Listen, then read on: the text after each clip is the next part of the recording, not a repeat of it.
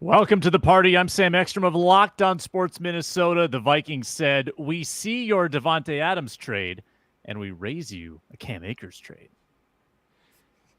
I'm Luke Braun of Locked On Vikings, and I agree with Sam in terms of how he ordered the impact of those trades. Hey, this is Arif Hassan from the Wide Left Substack. The Vikings are undefeated, and the pyramids are opening up. Are these related? That's for you to decide. Luke Inman at Luke_Spinman, and we fight fire with fire on this show, but that's just us. I really needed my fireplace on today. Locked On Sports Minnesota Podcasts. It's endless Minnesota Vikings talk with the diverse voices of your local experts. It's time for the Minnesota Football Party. It's your guys hanging out talking next level Vikings football. So join in with Arif Hassan, Locked On Vikings Luke Braun, Superior Sports Talk's Luke Inman, and Vikings insider Sam Ekstrom, plus the biggest names in Minnesota football for the Minnesota Football Party. And it starts now.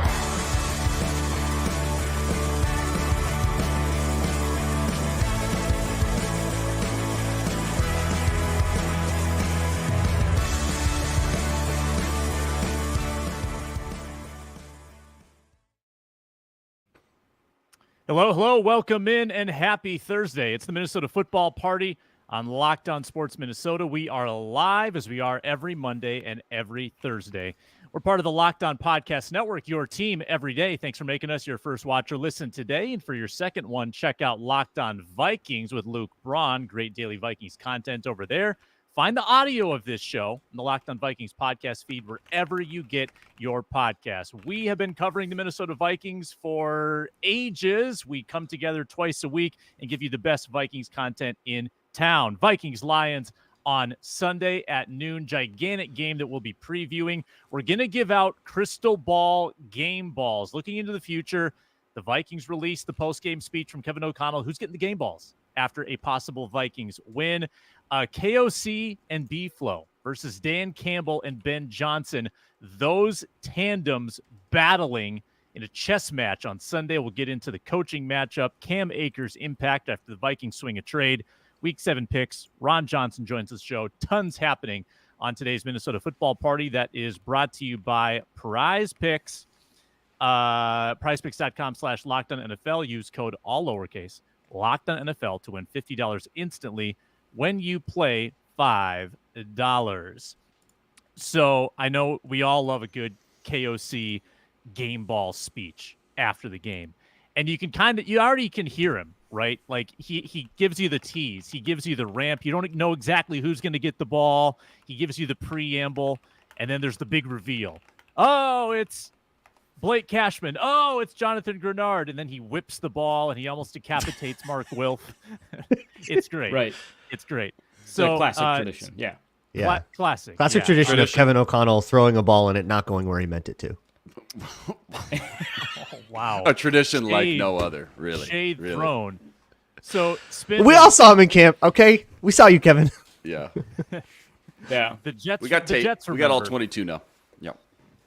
Spinman, when you look into your crystal ball and you see the post game, you see the players gathered around, sweat pouring out. They laid it all on the line. They got to win against the Detroit Lions. Who's KOC giving that game ball to?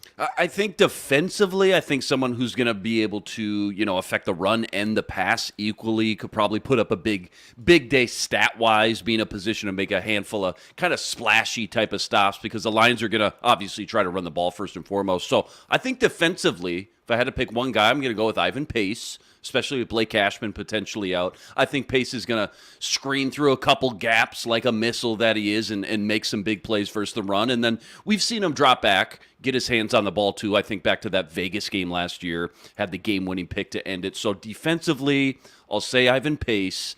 And then on offense, I hate to go chalk, but this guy hasn't gotten a game ball yet. I don't think so. Correct me if I'm wrong, but you're $1 million man. How about Justin Jefferson? I could see a 150-plus yard game with 2 touchdowns coming in for number 18 this game. I think this is a game he busts out and goes full superstar mode. We've gotten one deep bomb to him in the San Fran game and in some really nice games. but I'm still waiting for the big Justin Jefferson blow-up game. And last year, you remember versus the Lions, he went off. He was John with that secondary all game. I think he's going to be really fired up. And unlike a lot of other games this year, too, you got to think about this. We're probably not going to have the lead all game. So this could be a game where just the game script, the game flow, they might be tied at halftime. They might even be down at halftime for once. So I just think the game script and game flow is going to present itself for the passing game, Sam Darnold, but specifically Justin Jefferson to have a big game on. And if there's one thing I'd bet on, too, it's KOC scheming up some open looks for Justin Jefferson. I know they got Carlton Davis over there this year. He's fine. He's okay. The reps I've watched of Terrion Arnold this year, first-round rookie from Bama, that's a mismatch you try to exploit every time, too. So I think we might get a Pat and JJ blow-up game, 150-plus yards, touchdown or two, bunch of explosive kind of splash plays littered throughout there as well. I think he's going to be ready to play on Sunday versus these Lions for sure. 3 of JJ's 5 biggest games in his career were against Detroit, including a 223 back in 2022, and the Lions have 2 of the 3 most penalty-prone corners in the league, in Arnold and Davis, you mentioned, Luke. So this could be another flag fest like we saw against the Jets. So you got game balls to what? Ivan Pace, and Justin Jefferson. Luke Braun, who you got? Well, since they traded for TJ Hockenson, they've not beat the Lions. They're on a 3-game skid against the Lions since trading with the Lions for TJ Hockenson. So you notch that first win, yeah, TJ's getting a game, especially if he comes back. He contributes at all, even if it's a modest 50 yards or whatever. It's, hey, he worked his way back. He got in, got a win against his old team.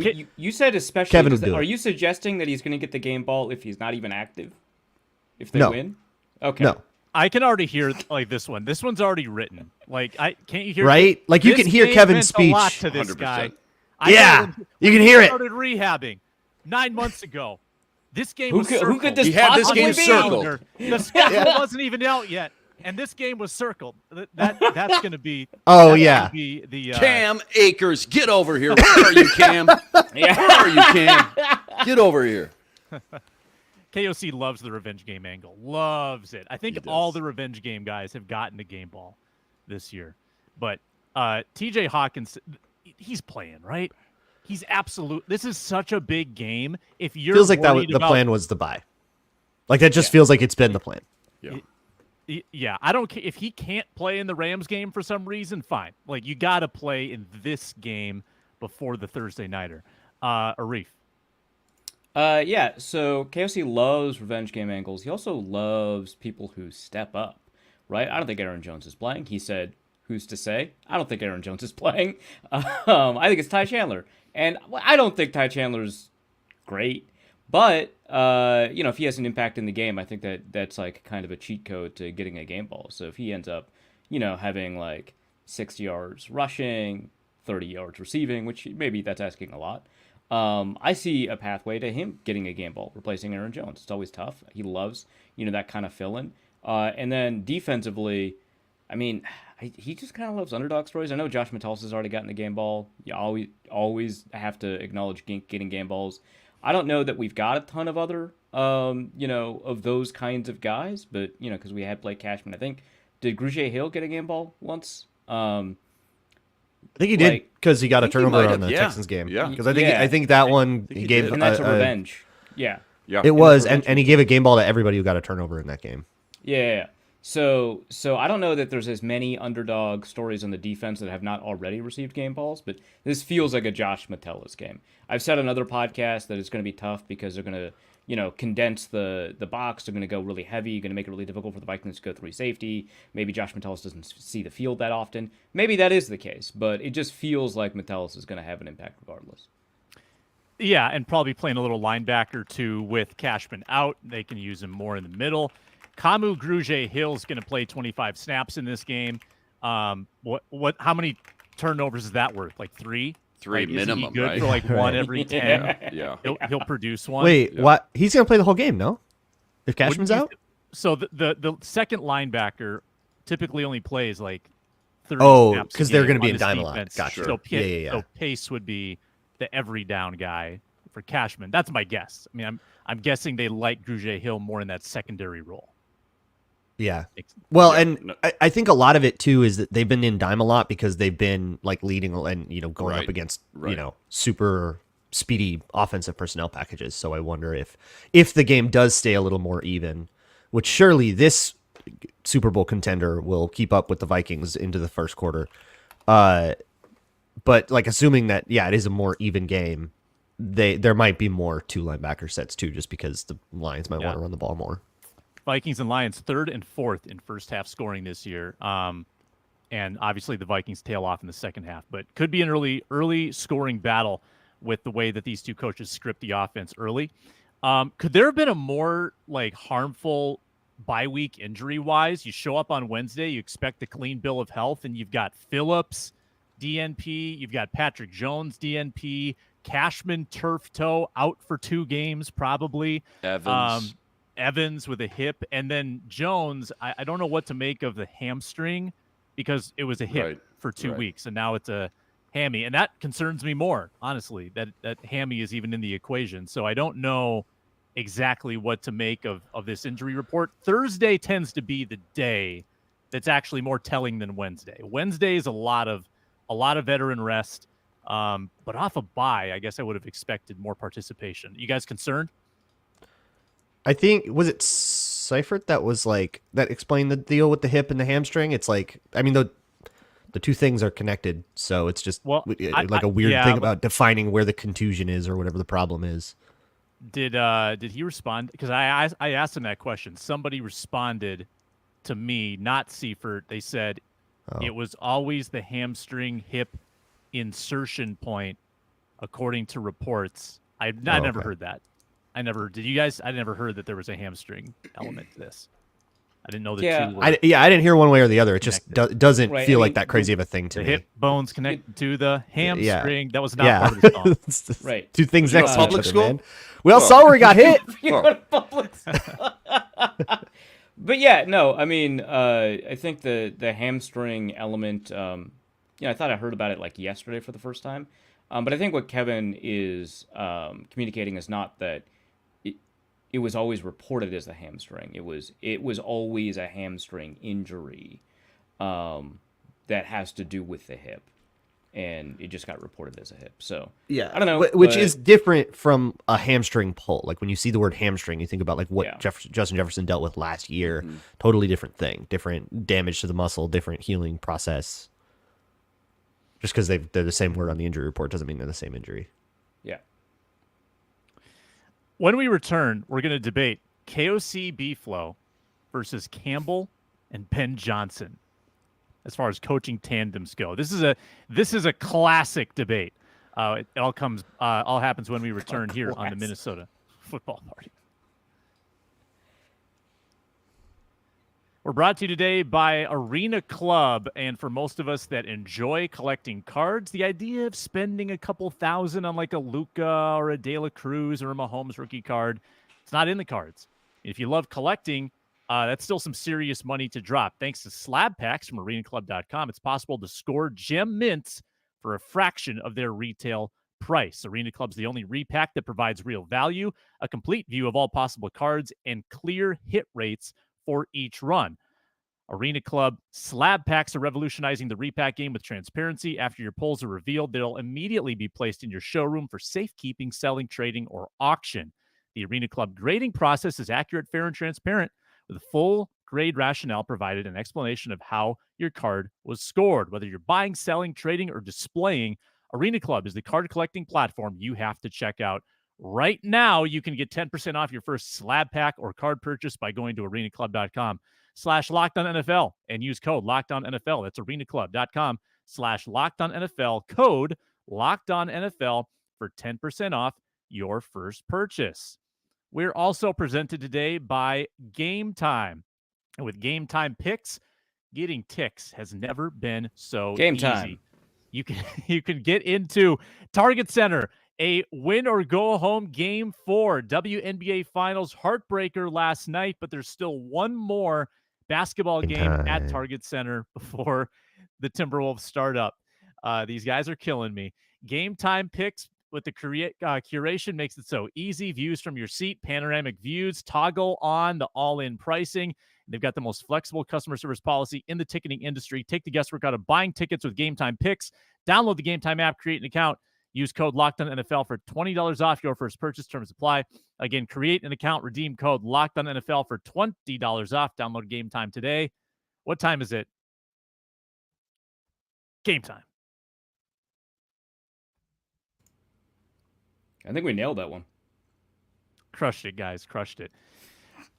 Kevin O'Connell versus Dan Campbell. Ben Johnson versus Brian Flores. The latter of those two is, that's the matchup to watch. Fire with fire, as Luke Inman teased in the open, as Brian Flores said yesterday. The Lions, just as a quick nugget, they are the best first down offense in the NFL. They take shots. 14 completions of 20 yards or more on first down.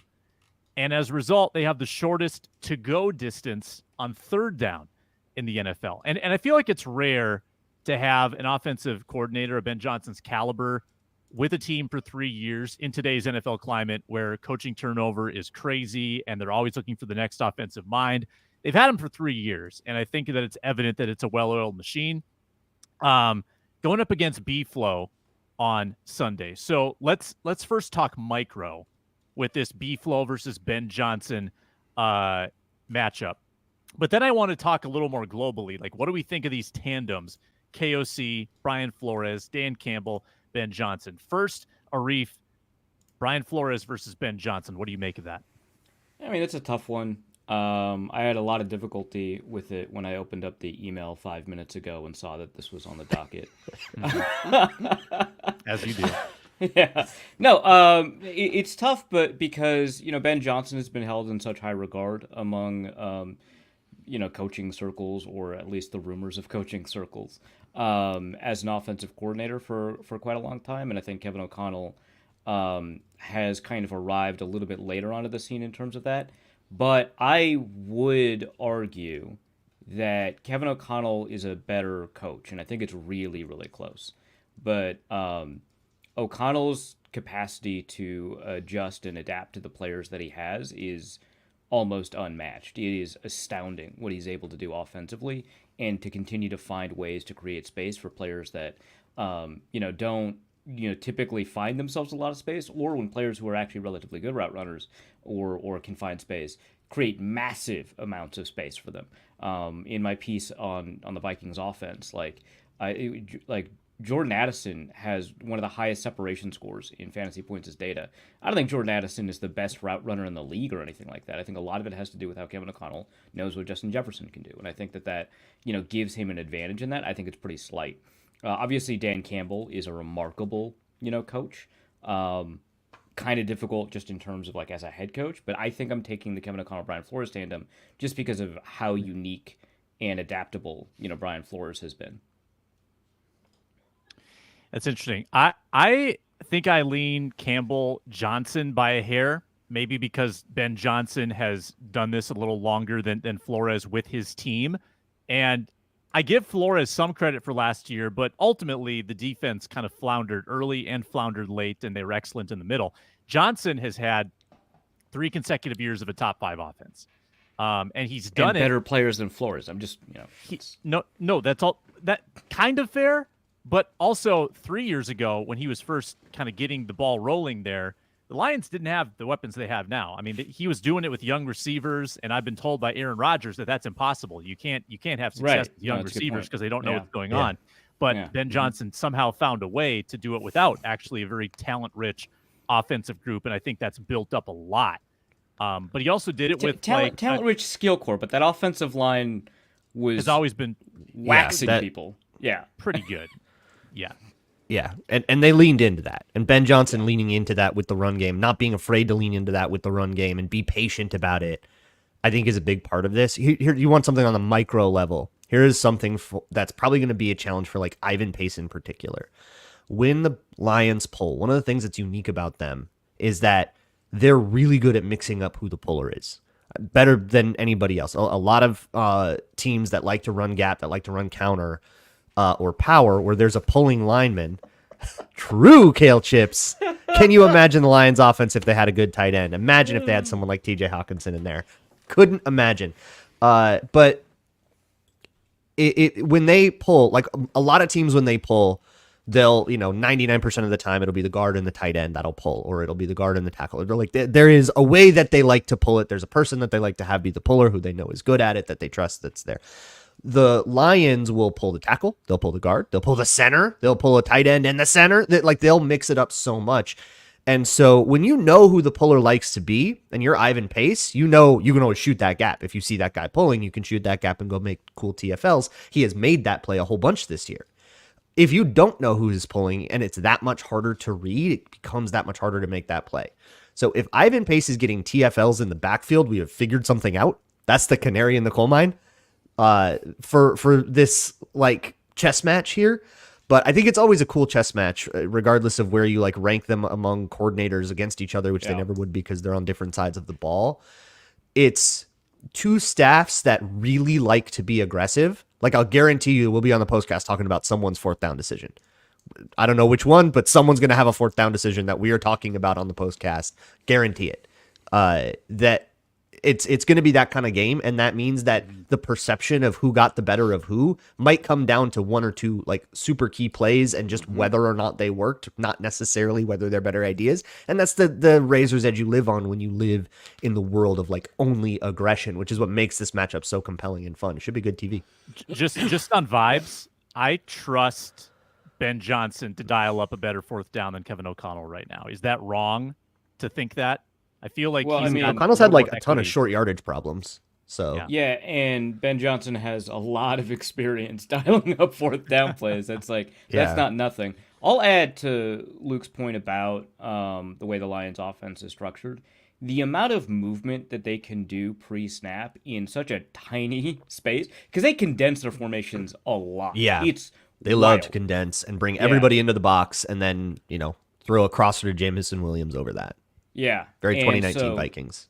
But without the rollouts or without a lot of play action because Jared Goff can't read the field that fast. Instead of Adam Thielen cracking a linebacker, it's Amon-Ra St. Brown, and both times you're just like, what is going on? But no, I mean, there's a lot of movement pre and post snap that occurs out of these condensed formations, which is a really difficult thing to choreograph and execute well, and really F's up defenses in terms of like maintaining eye discipline. Because when you're spread out and there's motion, it's a little bit easier to sort out all of that trash and try to figure out what your assignment is. When they're all close together, man, it is real tough. Spinman. Yeah, not too much to add. I'm with you guys. Like this one is you're really splitting hairs. I think Campbell's definitely one of the best rah guys. Get your guys hyped up, ready to go to battle. We're going to war. Take no prisoners, kind of guy, and that counts for a lot. Like he's a motivational coach. I don't want to diminish all the other things or overshadow all the other great things he does too. But he's one of the best motivational coaches I think there is in the league right now when it comes to just scheming, weekly game plans, X's and O's, just being a better overall head coach top to bottom. I'm leaning KOC by a hair, and I think it's more so just because it feels like KOC is just trending up. His stock is a little bit higher. He's still becoming who he's going to be over the next few years. And again, just top to bottom, I think, and this is, again, in no way to diminish anything Dan Campbell's doing. I don't think Dan Campbell's stock is trending down by any means. I just think KOC's stock just feels red hot. He's when people talk about some of the best up-and-coming young head coaches in the league, KOC is now one of the first names people think of. I always go back to that Dobbs game, man. The game in Atlanta, getting stuck with your emergency quarterback. The guy got here on Tuesday, finding a way to beat another professional NFL football team on the road. It just, I mean, those things start to add up over the years, and you can go on the micro with the coordinators, splitting hairs there too. I think I'd lean Ben Johnson right now. I think his stock is red hot as Flores has been through the first 5-6 weeks. I think Ben Johnson's just been doing it longer at a consistent level. Flores a little hot and cold, like you said, Sam, over the years. Ben Johnson could have been a head coach probably 2 years ago, honestly, if not last year for sure. He's going to be a head coach in the not-so-distant future. You're splitting hairs there. I think KOC, Campbell, I'm leaning KOC. Ben Johnson, Flores, it's so close. I'm leaning Ben Johnson. If I was starting a team, though, today, and I had to pick one combo, I think I'd lean KOC and Flores just by a hair, though. It's so close. Yeah, it is tight. Ben Johnson trying to hang a 40-burger for the third consecutive game. Guess how many teams since the turn of the century, so that this is the 25th season since the turn of the century, how many teams have a 3-game streak of 40 or more? I'm going to say the greatest show on turf, the Rams. And 98 Vikings do it? 2004 Vikings do it? I don't know. Well, let's see. That wasn't the criteria, but I don't think they did. So you're using like Streak Finder on? Got to be like the Oh, Manning Broncos no, at some point. Oh yeah, or maybe Right. the 16 Falcons. Could see the 16 Falcons. Oh yeah, like right at the end when they got super hot there, Yeah, like at the end of the yeah, regular crazy season. hot. Yeah, I'm gonna go 2007 Patriots, Randy Moss. I'm gonna go yeah, that 12 Patriot team. Broncos, 16 Falcons, 07 Patriots. Yeah, Yeah. Or is it like some random Saints team that we're never that would thinking be about? really funny. Like some Saints team that went 2015 7-9 because Panthers. every game was 40-50. Like in the middle of the 2010s there. Right? Yeah. Yeah, the Saints are on here a couple times. So Most fraudulent undefeated streaks ever. so there Oh, are. Kale Chip said 2015 Panthers. That's a good one. Yeah. I 40? don't I don't think know they about made the that. list. 20. So there's 7 that have done it 3 times in a row. There are 2 that have done it 4 times in a row. NFL record. The 2 are 2004 Colts Okay. Yeah. Okay, Yeah. Manning's best. Dallas friend. Clark, Reggie Wayne. Okay. Yeah. and greatest show on MVP. turf. 2000 Rams. So actually, the year Okay. after the year after the greatest show season, they continued to start the season with 4 straight games. Of Azar Jesus. Hakim, what was his name? The punt returner, wide Yeah, receiver Azar- 4. yeah. Man, 1, 2, is that the guy who had the kickoff return against the Vikes in the playoffs? I think it was. I have to double check that. Man. On air That was a production. crazy year for the Rams. The way that 2000 year ended, if I recall, was a phenomenal playoff game against the Saints, who I think like hadn't won a playoff game in like decades. And Kurt Warner like gutted out through injury and came up just short. Wild card weekend, forgotten story because other things happened in that 2000 playoffs that we don't need to discuss. But Don't talk Yeah, I about don't know that. what you're talking Yeah. about. Yeah, 49-37 loss to the Rams. Wow. January 16th, 2000. I don't And see who had the a kick who had a return. special teams TD in that game? Tony Horn, 95-yard kickoff return to open the To start the second half. Start- second half, yeah. second half. Yeah, Would have never landed on that name. yeah. The Rams scored 1, 2, 3, 4, 5 consecutive times. 1, 2, 3, Tight game at half, right? Like it was close. 21-17. Yeah. Yeah. That's how it goes. We're all too familiar with that. Gonna have Ron Johnson in a minute here. Cam Akers' impact while we wait for Ron to get set up. So it's not Travis Etienne, as we talked about on Monday. This is a very Quasian solution. I think that Quasi usually sees the gaps, the voids that we see, and decides they need to be addressed.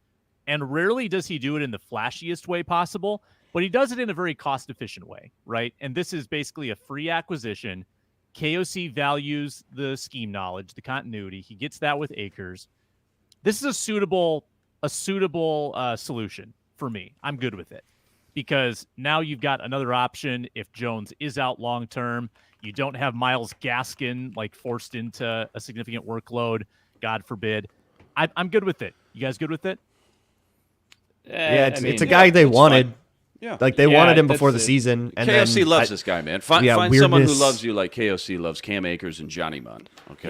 Yeah, He loves like these I guys. don't hate it. I don't love it. It is what it is. I don't think that he's like particularly good. I think KOC's regard for him is more about his journey, which is not as important to me, unfortunately. Yeah. Yeah. as his play Goes on the back to field. the LA days. Yeah. Yeah. He was good Yeah. last year for us. We were He was happy good. with him He was last year. fine. Yeah. Yeah, it's not like a fine. Aaron Jones replay. Maybe for a week or two he teams up with Ty Chandler, but I think it's like, hey, I need 3 or 4 running backs on my roster every year. Come be that 3rd or 4th guy, you know. Only I don't two think it active, moves the and one of needle them's hurt much. on the roster right now. I believe Myles Gaskin's currently back on the practice squad. So They did need and that was the only other running back in the building. Only 3 in the building. Did So I they misread, just a warm body. Did I misread a KOC quote that suggested that it was going to go Chandler, Gaskin, Akers on the depth chart if Jones were not to go? Maybe I'm wrong. I did not see that. That wouldn't surprise me a ton. Does Gaskin still have elevations remaining? I believe he's out. Right?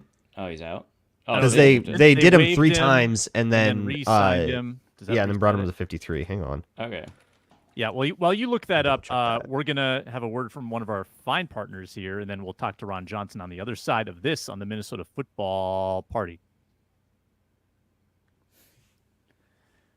And we're closing in on our Week 7 picks, and we get those lines from FanDuel because we have hunches on the Week 7 results. And if you have a hunch, whether it's before the game, during the game, or about something way in the future, you can cash in at FanDuel, America's #1 sportsbook. Right now, new customers, when they place their first $5 bet, you get $200 in bonus bets guaranteed. That's $200 in bonus bets guaranteed that you can spread around whatever sport, whatever line, whatever league you want, and you can get some holiday shopping money. We're already almost at that time of year. FanDuel.com, America's #1 sportsbook. Fantastic app. FanDuel.com. Bet 5, get 200. Bet the Vikings -2 against the Lions. So I was wrong in 2 ways. Miles Gaskin is on the 53-man roster. Also, on the practice squad, there's a guy named Xavier Scott, who's also listed as a running back. Missed that one. News to From me. Maine. It's not news to me player. that Luke Braun was wrong. That's not news. Ron Johnson joins now, host of the Ron Johnson Show at 3Ron Johnson on Twitter/X. He joins us on each Vikings postcast as well. Excited for this postcast, Ron, after Sunday's game. I think it's going to be a battle, a clash, whatever word you want to use. We were just talking about the coaching matchup. I think it's one of the most compelling coaching matchups we have in the league right now, with the culture setting that KOC's done here, that Campbell has done in Detroit. And then you've got the coordinators, Flores and Ben Johnson, regarded among the best at what they do in the league. How do you kind of handicap this coaching matchup going into Sunday? Well, so I'm going to give the edge. One, you got the home crowd. So we have to remember this home crowd with the noise. They last time they were there, it was absolutely nuts with the amount of false start penalties they were able to create. I think this is going to be a juiced up crowd. I'm looking at like text messages from numerous Vikings players and front office people like Martin Nance, who's the vice president of Entertainment Network and marketing. And he texts me like, man, it's going to be a full house. It's going to be crazy. Skip Kruger, same thing. And then CJ Ham just texted me talking about he's looking to get 16 tickets for his family members this week, and how like there's going to be the cheerleaders in the youth group. Cheerleaders are going to be out there with the cheerleaders, and Blake Cashman, same thing. He's like, man, everybody's trying to come to this game. And so as I'm looking at this, text messages, and I'm like, oh my goodness. And so I luckily was able to get, thanks to the Vikings, I got some tickets. But it's going to be nuts. And so I'm handicapping the offensive side of the Lions with Brian Flores. I got to throw the fans into that one. And I think it's going to be absolutely nuts. I think it's going to be tough for Jared Goff to switch out. So a lot of it is going to be hand signal, kill. Because some people think this, I can't hear you. This actually means kill it. I'm killing the player. I'm canning the play. And so you're going to see a lot of hand signals, a lot of stuff like Peyton Manning used to have some funny ones. So I'm not going to even say, because some of them are misogynistic and some people knew what they actually meant.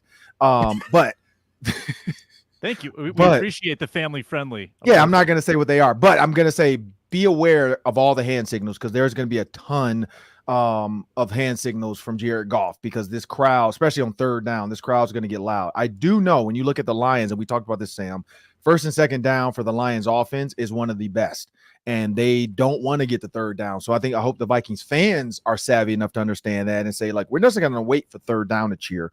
We're going to cheer on second down, because we know that's when they like to, garner their first downs and move the chains early, because they know on third down and 6, Brian Flores has you. Like it's like sitting in the ring and you're in the corner and you have nowhere to go, and Mike Tyson has eyed you up. It's over.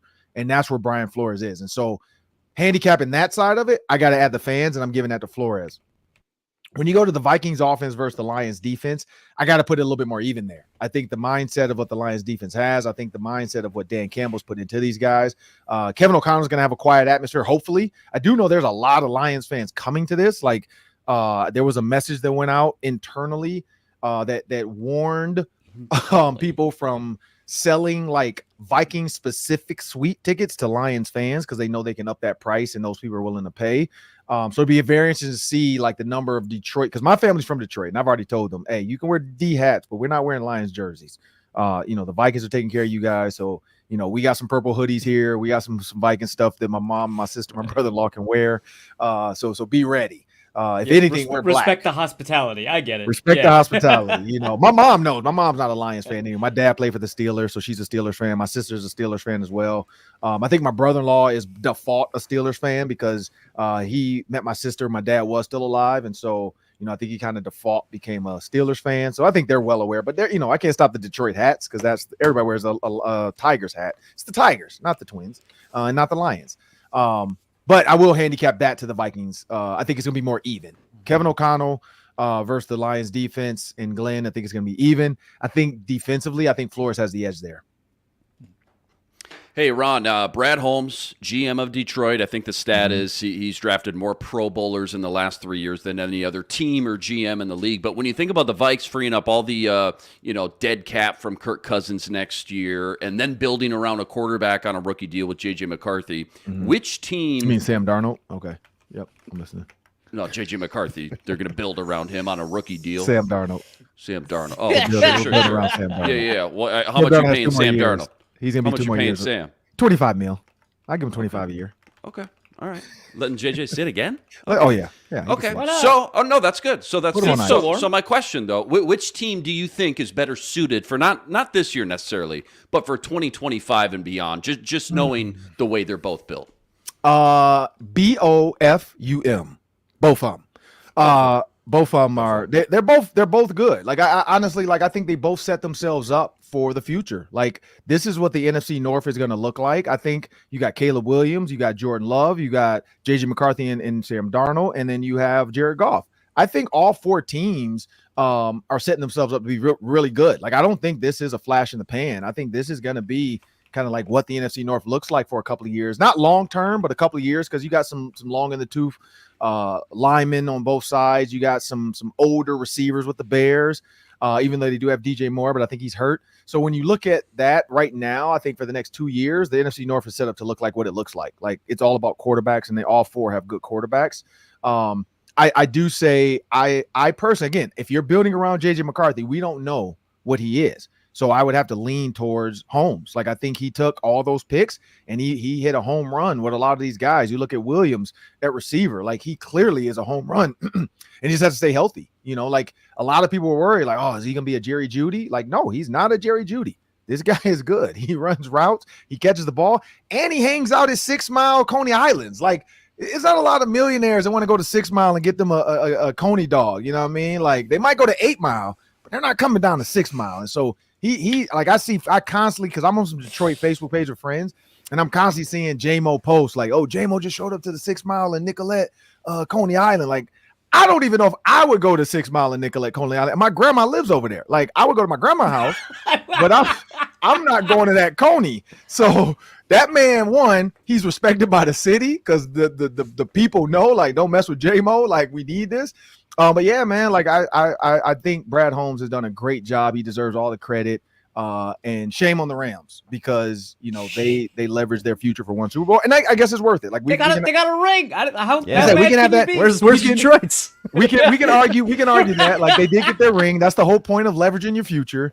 But I think Brad Holmes did a great job with it. Like every year, it seems like he's been able to draft the right guys from Laporta.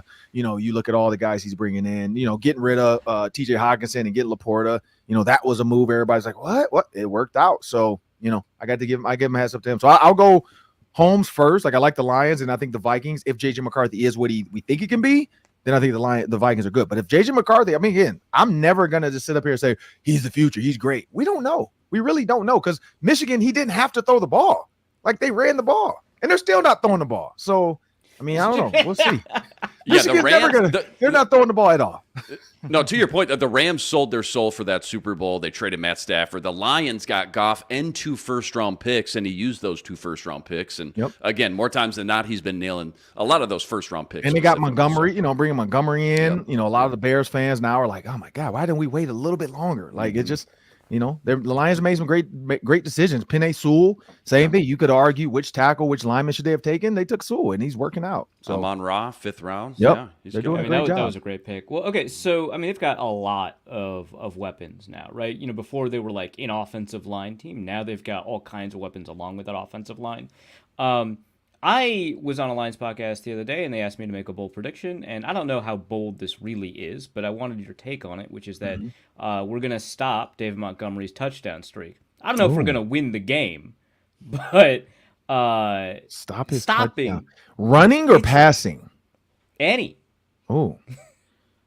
That's bold. That's kind of bold because, like, if you think about what their red zone looks like, it's a lot of Montgomery. Like they run the ball. They want to, and this is a Detroit thing too. There's a blue collar Detroit thing. Like they want to impose their will, and that's why I love Dan Campbell, and that's why Jared Goff gave him the game ball and said, like he's really embodying the city. Like if you've ever been to Detroit and really been to Detroit, it's a like punch you in the mouth town. Like it's a lot of like stick my chest out. We're better than you. Like if you look at Martin Luther King High School, Cass Tech High School, and the number of players in the NFL, I think the city of Detroit now has the edge over Dallas. And so Dallas is a big town. Houston's a big town. Wow. So just the cities, but Houston, Dallas, sure, Miami, and I forgot the other city in Florida, but those used to be the hotbeds. Now Detroit has the most active players on NFL rosters in the city, like per capita per city, Detroit players. And so when you think about that, it's a like impressive. Like Martin Luther King High School, Cass Tech, they traveled the last 2 years and like went to Cincinnati, played the best Cincinnati team, punched them in the mouth. Went to Ohio, played the best Ohio team, punched them in the mouth. Like that's what Detroit is trying to show people. Like, look, we got starters, we got stars. Like Sauce Gardner was not considered a 5-star coming out, but he was the best guy drafted when he was done in 4 or 3 years of college. So that's what Detroit continues to do. If you look at Avonte Maddox, you look at Sauce Gardner, you look at Ambry Thomas, all 3 of those guys were in the same defensive backfield on the same high school team at Martin Luther King. All 3 are in the NFL right now. That is wild. That's crazy. So if you do, and then Lavert Hill was the other one. He actually was in the NFL, but got cut. He went to he was at Michigan, but he went to the Seahawks and he went to the Browns.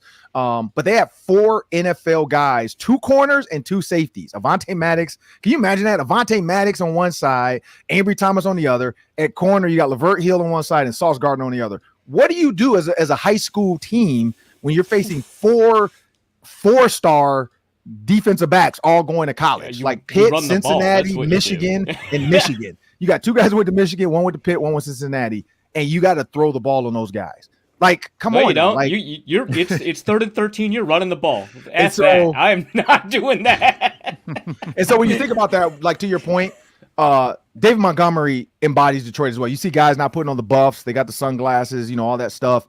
They want to run the ball. He wants to show Minnesota, I don't care about your defensive linemen. My offensive linemen are bigger and stronger. Skipper's going to come into the game. So that is a bold prediction. I don't know. That's tough. That's a tough one to keep Montgomery out because they give him a ton of looks. Like they give him jet sweeps every once in a while. Like it's crazy. Like the amount of times they try to get the ball in his hand. 8 straight regular season games with a TD for David Montgomery. Crazy, dude. He's gonna. I mean, I don't know. That's a bold prediction. And if they do stop it, Reeve, then they win this game. If they stop him from scoring, I think they're on path to win this game. Ron, the Gophers win 21-17, but crucially 21-10 after I am in the stands. So are you going to fly me out to go to their coming game against, is it Maryland at home? Maryland. Maryland. Yeah. This week is the bye week. Are you going to comp me? Homecoming is Maryland. Are you coming to homecoming? Yeah, if you comp me. If you I get you in there for sure. Oh yeah, I got you in the video. Yeah, there you go. I get you in there. So yeah, let me know if you come. I'm clearly good luck. A lot of pressure now. Tim Connolly.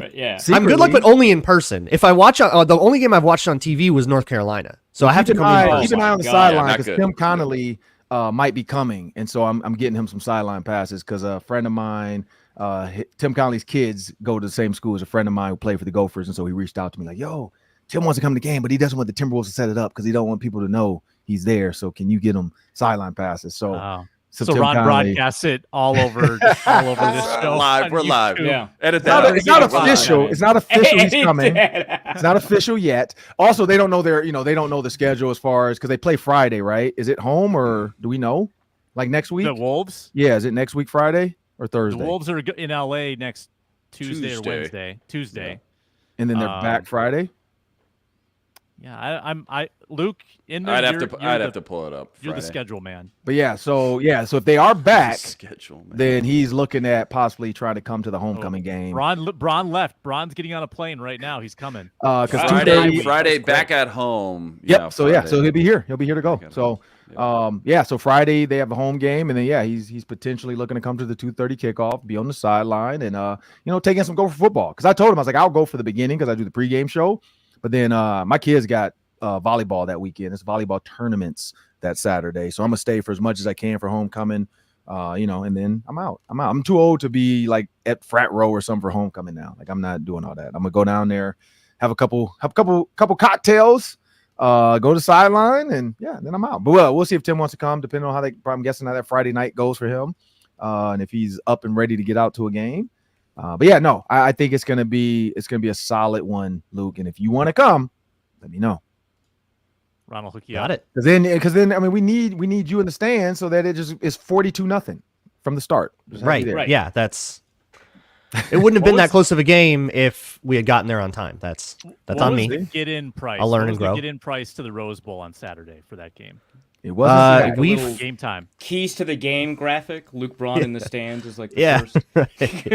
A friend of mine found a ridiculous deal on season tickets for UCLA. So he got them for I think it was like $400 for the whole season for UCLA at the Rose Bowl. okay. So I mean, he sold a couple, made his money back. Well, and if you then see the had drive, taken friends. from the UCLA campus to the Rose Bowl is 46 minutes without. Yeah, it's traffic. awful. So- Luckily, I live much closer to the Rose Bowl than UCLA students do, so it was actually pretty easy. So that's why but I we think the just- season tickets are easy to get right now for UCLA because they're not great. They're kind of And- it's flat. difficult to get a group together Correct. on time. And if you're going, if you're a college student that has had a few, do you really want to Yeah, sit right. in an Uber for an hour to get back to Yeah. campus? And so I think Jesus. they're going to struggle with that. They need to probably build a campus stadium with about 55,000 and just use the Rose Bowl as the big daddy of them all. God, they would and- hate that so much, though. They're so They against would, the but Rose it's Bowl. like you might want to do it. 55, you could sell 55 out on campus, like have it closer so your students come, and then use the Rose Bowl for big games like USC versus UCLA, like the Rose Bowl, like UCLA maybe versus Oregon. But The USC, NFLPA Collegiate UCLA, Bowl. Minnesota, put it on campus. Let the students come. Yeah. yeah, it's something you got to know about LA though is that your driving app is wrong. Your ETA is wrong. That's if anybody's planning to come to LA for Thursday Night Football, you got to know that that thing says you're gonna get there at 5:20. You will get there at 5:40. That's just how it works. Are So you that gotta- 46 minutes that we saw on Twitter was wrong. That was not going to go down like that. Yeah, that was gonna take you an hour for sure. Yeah, Because that's what everybody Ronnie? kept posting. They were talking about the pregame look of the stadium. Yeah. And so somebody posted the map quest, which I'm like, how old are you? Map the Quest. Map Yeah. Quest. Good. Wow. Oh, yeah. Wow. I didn't even know it was still a thing. Yeah, somebody went on MapQuest and then screenshot it from their I computer. use MapQuest. I Well, can punch it into my Garmin. Good. You know. Good. Good for MapQuest. Good for them. Still kicking. Still kicking. That's how old I am. We used to have to go on MapQuest, print out the directions, and then get in the car. Yeah. Yeah. Yep. I remember Yeah. printing out. Oh, One yeah. time we printed the directions to and not the directions back and didn't realize there were a ton of one-way streets, so we couldn't just. It was a whole deal. Kids will never know. At 3 Ron Johnson on Twitter/X, host of the Ron Johnson Show. He'll host the roundtable tomorrow, and then he'll be on the postcast after Sunday's game against the Lions. Ron, I am thanks a super lot, excited. I'm as like, usual. Yep. I got goosebumps already. I can't wait to get to the stadium. I got brand new Jordans too for this Saturday, for this Sunday. Ooh, Oh yeah. that's exciting. Feels like a lot of NFL has happened since the last time the Vikings does. played. Yeah, no like kidding. 2 It does. full weeks, Yeah, basically. goodness. It does. Can't wait. Thanks a right. lot, Ron. Talk to you Appreciate it. soon. All right. Before we make our Week 7 picks, Arif would like to address Chat Key is having an okay. entirely separate argument. Try Chat's and been having a different conversation for 10 Yeah, minutes. they got a novel you got to read through now. Yeah, they've not been summary- engaging us because this guy has been so engaging. in No, summary, I'll let we me can- just boil it down.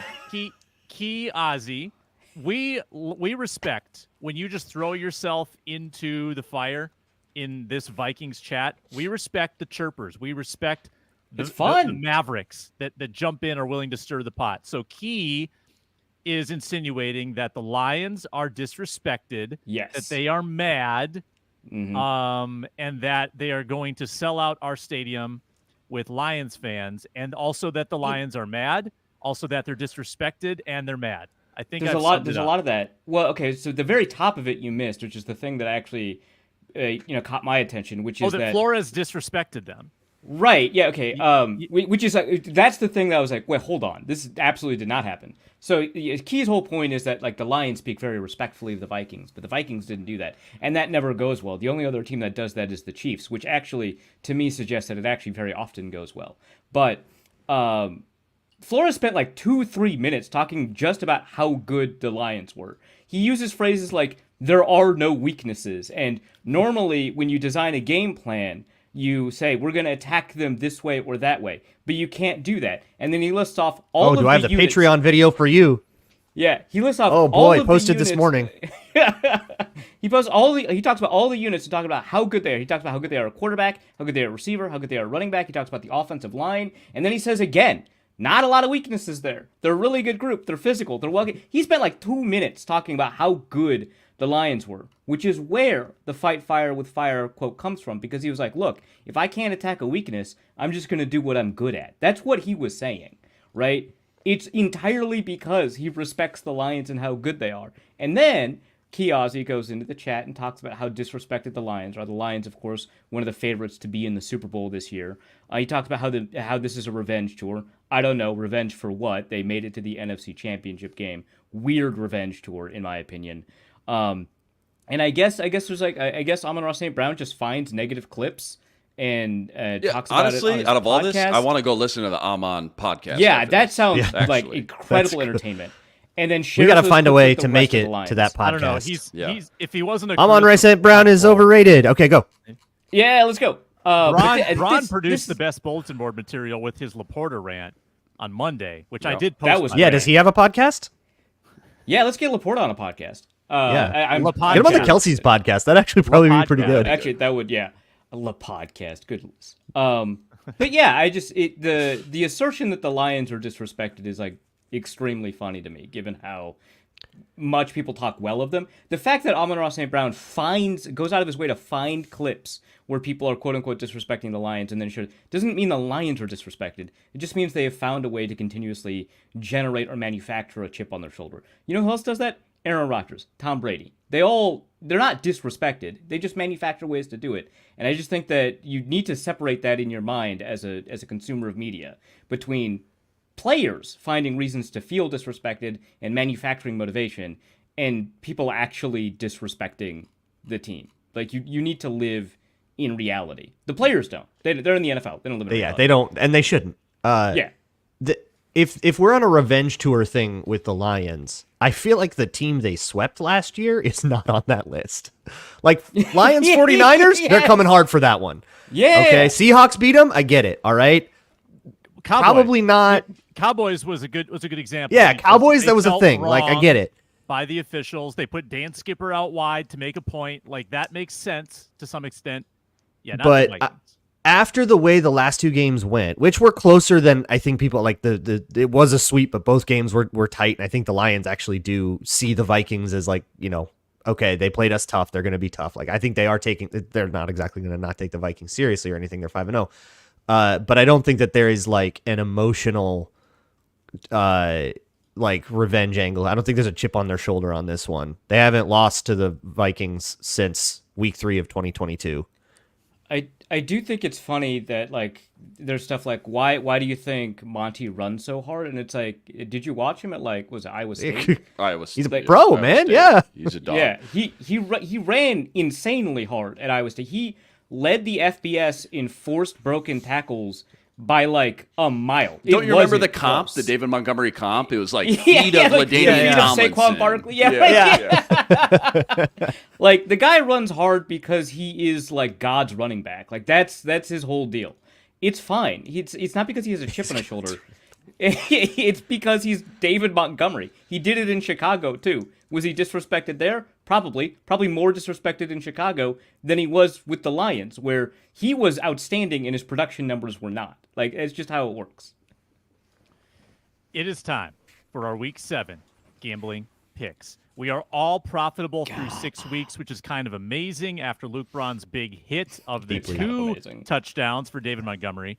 Luke Braun is in third. He's past Arif Hassan, who is in last by about $3.50.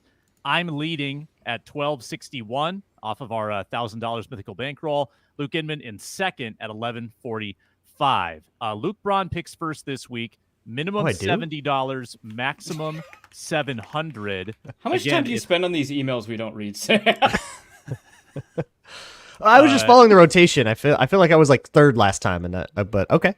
I think I'm right on this. Okay. We get one spreader over under and one I'm not prop gonna from the check. Vikings-Lions game. Luke Braun picks first. Well, Monty served me well, so I'll just take a Monty anytime touchdown at -135 for the minimum. Sorry about your bold prediction, Arif. Odds. What are the odds? 135? -135. 70. And for the I'm 70 surprised minimum. they're not minus 150. That's kind of nuts. They were -150 last time, so the Vikings goal line run defense, I guess, has been better. Yeah, fair enough. Lucas Richard Inman. Let's go. I called out a JJ big game. Let's go JJ. Get some value here, some juice. JJ over 125 yards. 125 or more at plus 250. 125 plus. Ooh. 125 plus at plus 250. And let's go $100. Okay. Hundo. Arif. Nah, I'll take the prop first. Amon-Ra St. Brown over 6.5 receptions, -138. Vikings blitz a lot. He's a great blitz outlet option. They don't use tight ends the way that you typically do for blitzes, so I think it's mostly Amon-Ra St. Brown. J-Mo's going to get some shots over the top because of the blitzes, but I think just in terms of number of receptions. You like the Which I think slot is why I said merchant. Yeah. The slot minus merchant. It's like a He's gonna longest eat. reception move or something. Yeah, and I'm doing the minimum, right? 70. Yeah, because I already made my dollars back, so the $2. All right. I get 2 with the turnaround here. I'm going to take Andy Reid off a bye, right? And Yep. Patrick Mahomes as an underdog Yep. all Minus day. 1.5. Yeah. All day. +1.5. Oh, sorry, plus 1.5. Yeah. Yeah, I will put a hundo on that, and I got to scroll down and just get the odds real quick. We Minus got 115. Thank you, and it is +1.5 still. Yes. Okay, Chiefs +1.5, -115, 100, and then my second pick. I'm just looking for value here. In there right now, the anytime touchdown board is assuming that Aaron Jones plays, and he very well might not. Oh. And I'm going to take Okay. Cam Akers at +430. I'll have to double Jeez. check that, make sure that's up to date, but that was what it was this morning. Akers anytime TD at +430 for the minimum 70. Arif, you're next. Yeah, let me double check that. Akers. Okay, I have to click on more wagers to find him. That's what you get when you bet on Thursday at 11:55 a.m. Goodness. Where are the anytime touchdowns? Okay. Screw this. That's too much work. I'll just let Sam pick again or figure it out again. I will verify it right now. I'm looking. Cool. I Akers got at it. +450. Yes. I love it. Even better. I'll take. We'll do some classic Luke Braun style emotional hedging. I'll take New York Jets -1.5 at Pittsburgh at -105. That'll be the minimum again. What's the emotional hedge there? Just I Rodgers don't like hate? Aaron Rodgers. Yeah. oh, okay. Betting against Russell Wilson. What an absolute foolish bet. Hey, we're not doing teasers, right? No. No parlays, no teasers, no nothing, right? Well, Just we straight up. agreed on same game parlays. I think if they were one of the featured same game parlays in that betting package. So So that would be a spread and an over under. That would be No, a it's like they've got offering. like They've got a they've little got like tab for promo same game ones. parlay. Oh, Yeah. right. For example, you could right, take one right, tonight right. that's like Okay. Rattler over Right, okay. a Knicks over and See, it's you like plus can't- 26.63. You can't build your own. It has to be one that they offer you. Right. Okay. Got it. Boy, I don't really love I still disagree with this. But any of these, but wow. Give me the Giants +3 at home, division game, getting 3 points at home, getting neighbors back. That's huge. Give me +3 at -105. What's the minimum? I don't love this one. 70. $70. Not 71. Can I talk you into 71? 72. 72. I ain't scared. 72 is a nice 72. Did you say 7,000? Run it. yeah, right. hey, that's binding. That's fine. Yes, you said it. That's done. Final answer? Lock it in. Lock it in. $75. I ain't scared. 75. He just keeps going up, folks. Oh my God. Let's just keep Well, going. what's The the show show is then? going to keep How going. long are you We going to done? do this? 80, right? That's what you said? I said $81. Yeah. That's binding. Put it in. It's live. $81. I'm going to keep it at 75. I can't wait to lose this bet now. Oh God. Can't have that much fun when we bet. Well, no, if Betting he on wins, Daniel it's 75, but if he loses, it's 81. Right. That's Not what we binding should- if I win. Not Very binding. good. Luke Braun. I'll go with a chic Thursday night under New Orleans It's Saints. the lowest Denver under of the Broncos. week, and I thought about this. Yeah, Yeah. 36, right? Yeah. Under 37.5 at -118. 37 and a half. Goodness. And We what- had yeah, a minimum? shorter under last week. I think we had a 30. We had a couple. Yeah, that's not as crazy as it's been. Like plenty of games have hit that all year. Little Thursday night under. Spencer Rattler now with a game of tape on him. Denver Broncos defense, even without Surtain, still playing well. Weird stuff can happen. Fumbles, slop fest, garbage game, 10-7. I'm feeling it. You know who was on that list of teams with a 3-game 40-point or more streak? The Saints, in wraparound fashion, scored 40-plus in the last game of last season and the first 2 games of this season. So they were actually on the list, and they've lost, 4 in a row? Not since? the Yeah, Saints they've teams I completely fallen anticipated apart. when we brought them up. No. Yeah. Not the Drew At minimum Brees on that, led Saints. by Yeah. the way. Minimum 70 on that. All right, you got it. We're all doing minimums. God. We're locked Yeah. in. I don't feel very good about Yeah, anything. The Yeah. final salvo Like, from generally, Key or these Ozzy. bets? Wow. I just know that they take things personal. They use it to their advantage, and it works for them. Have a great day, everybody. Everyone takes everything personal. It's the NFL. Yeah. That's all they do. Vikings won't win. There you go, Vikings. Go. We did it. Run it. Bulletin board. Run it. It's problem Flip it solved. bad. Smash cut. Clip it. Metellus, you're nothing. Ozzy, come back for the postcast and react accordingly to whatever happens in the game. We will give you your God, prop. if the Vikings Come win, on the that's gonna be postcast. so fun. Yeah. If Dan Campbell stands at the podium and says, we were a little extra mad today, I'm gonna hand it to Key Ozzy. We saw some Jokers podcast. 4 of these guys don't know their names. Arf, Or Luke Brown, something called Spinman, some guy who can't, some Q can't- guy, can't X-Storm. execute an ad read. Talking about pyramids. Game time. That was pre-show. There was a gnome in the corner. The pyramid did work its way into the cold open. Yeah, no, I put it in. That's true. That's true. Burrito Bill. Game time. Game yes, time. Burrito Bill. Game time. Yeah. What a show. What a life. What a team. What a job. Minnesota Football Party, Mondays and Thursdays, live. Locked On Sports Minnesota. Please subscribe. We'll talk to you on the postcast.